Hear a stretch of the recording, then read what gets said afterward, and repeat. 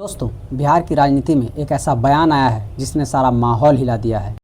प्रशांत किशोर की तरफ से एक बहुत बड़ा बयान आया है जिसमें उन्होंने कहा है कि अगर तेजस्वी राघोपुर से चुनाव लड़ते हैं तो उनको राहुल गांधी जैसी हालत झेलनी पड़ेगी जैसे वो अमेठी में झेले थे।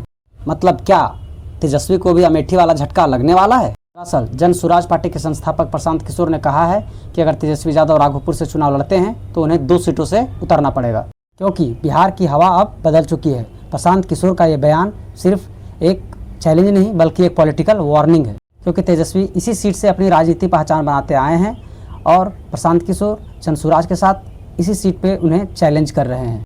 इधर ओवैसी ने भी 100 सीटों पर उम्मीदवार उतारने का ऐलान कर दिया है। इससे यह साफ होता है कि मुस्लिम वोटों में भी बिखराव होगा। तेजप्रताप यादव ने कहा है कि 13 अक्टूबर को वो अपनी सीटों का ऐलान करेगी और साथ ही साथ वो खुद महुआ सीट से चुनाव लड़ने वाले हैं। इधर एनडीए में भी हलचल कम नहीं है। चिराग पासवान 26 सीटों पर अड़े हैं, उपेंद्र कुशवाहा सीट बंटवारे से नाराज हैं और जीतन राम मांझी भी अपनी शर्तों पे अड़े हुए हैं। उधर महागठबंधन में भी सब कुछ ठीक नहीं है।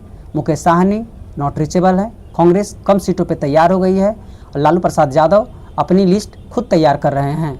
कुल मिलाकर बिहार की सियासत अभी तूफान से पहले की खामोशी है, क्योंकि प्रशांत किशोर अगर राघोपुर से चुनाव लड़ते हैं तो तेजस्वी को दूसरी सीट देखनी पड़ेगी, क्योंकि ताज़ा सर्वे के अनुसार प्रशांत किशोर का ग्राफ ऊपर गया है, नीतीश कुमार का नीचे गया है और तेजस्वी का थोड़ा बढ़त में है। 2025 का ये चुनाव सिर्फ सत्ता का नहीं बल्कि युवाओं बनाम पुरानी राजनीति की लड़ाई बनती जा रही है।